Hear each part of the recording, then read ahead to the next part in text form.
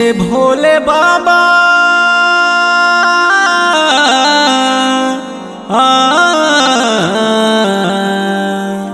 लाखों के भीड़ बाबा रौरा के गोहरावता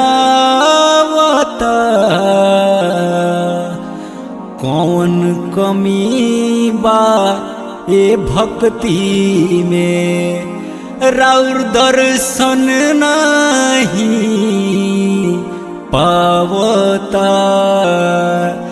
हर हर महादेव के गीतिया शोभे केहू गावता दर्शन दीही सबके काहे तरस नहीं आवता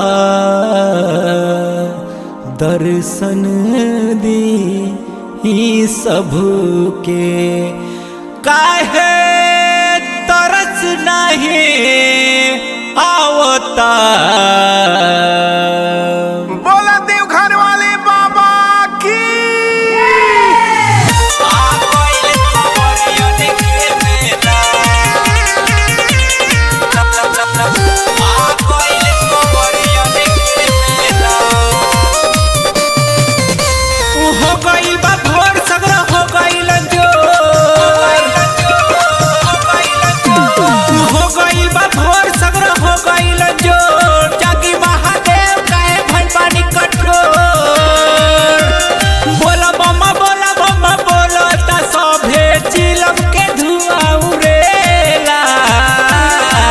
अखिया खोली ना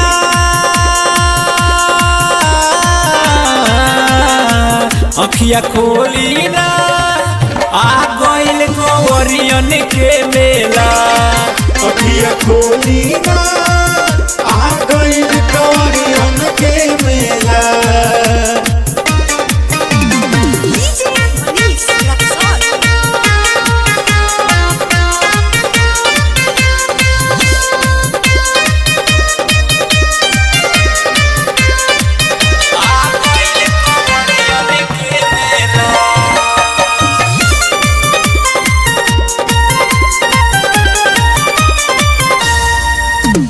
माताजी पार्वती है सौभागवती बाबा के रौरा उठाई आस लेके आइल बारन स भगता सुतल भगिया जगाई।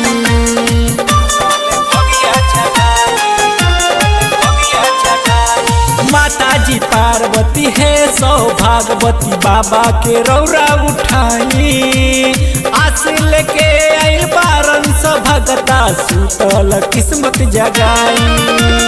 खरा भइल बीत जाई सवनवा हमनी के पौना दुखेला। अखिया खोली ना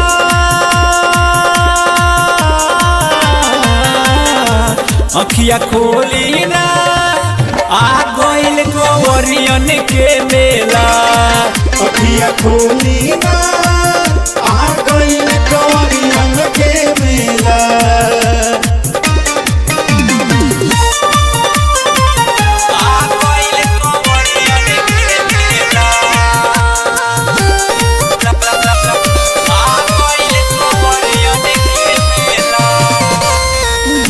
जवन सब लैका सयन सब लाइल पूजा समनवा जैसे के नारा से गूंज डाटे तीनों लोग असमनवा।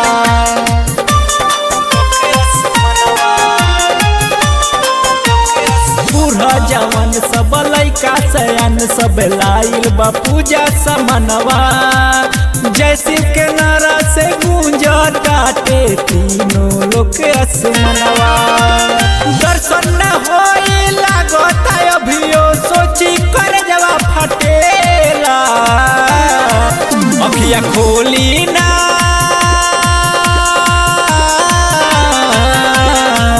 अखिया खोली ना आ गइल कंवरियन के मेला।